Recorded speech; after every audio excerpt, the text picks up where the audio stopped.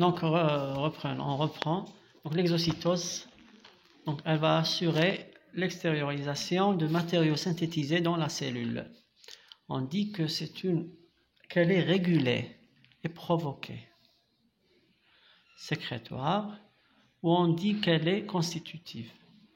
Donc, elle est régulée ou la provoquée, c'est dans les cellules qui ont le pouvoir de sécréter, de synthétiser et sécréter des substances, des hormones ou autres. Donc, elle va assurer la sécrétion. C'est des cellules sécrétantes. Donc, elle est régulée. Bien sûr, la sécrétion est régulée. Donc, des fois, la cellule, elle est active en sécrétion. Elle est active ou là, en repos. Elle arrête la sécrétion, comme les cellules hormonales. Des fois, quand on repos, des fois, elles sécrètent.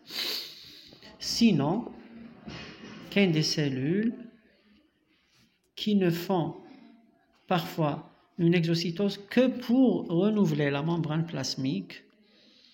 Par exemple, la cellule va produire ou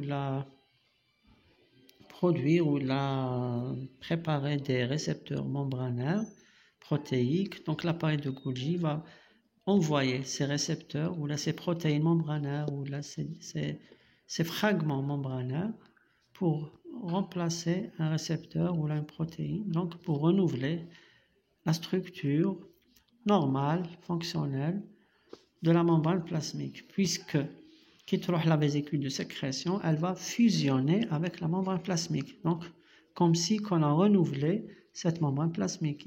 La membrane plasmique a besoin de nouveaux récepteurs membranaires, donc les ribosomes, le réticulum rugueux, l'appareil de Golgi vont lui envoyer des récepteurs. Oui, les récepteurs, ils connaissent la membrane de la vésicule de sécrétion. Quand la membrane plasmique, la membrane de la vésicule de sécrétion fusionne avec la membrane plasmique, donc les récepteurs ils connaissent la membrane vésiculaire, ils vont au niveau de la membrane plasmique. Donc, il y a une exocytose sécrétoire ou l'exocytose constitutive. Constitutive, la membrane de la vésicule de sécrétion, la membrane feront partie de la membrane plasmique après fusion.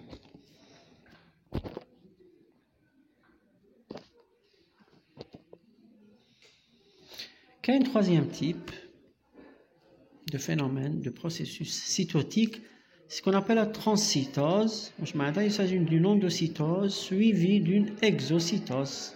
Comme si que la cellule fait un passage. Une substance donnée, d'un pôle par endocytose et sortira par l'autre pôle par exocytose. Elle a surtout lieu au niveau des cellules endothéliales afin de transporter les nutriments des capillaires sanguins vers les tissus.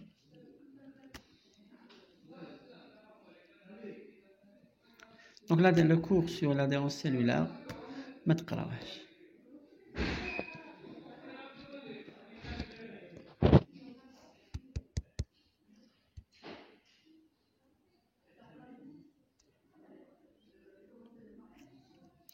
et ça y est.